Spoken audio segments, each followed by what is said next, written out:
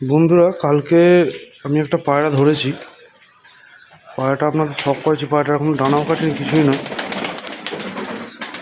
দেখে মনে হচ্ছে যতটা সম্ভব নীলদোমা পায়রার বাচ্চা হবে। এই যে এই পায়রাটা দেখুন, কালকে ধরা পায়রা।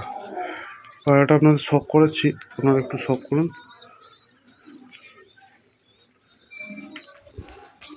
এক মিনিট।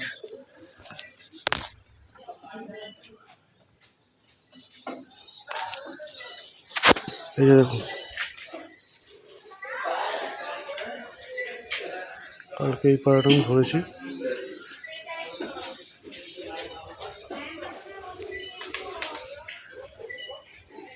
পায়রার পাঞ্জা, মতি চোখের পায়রা দেখুন।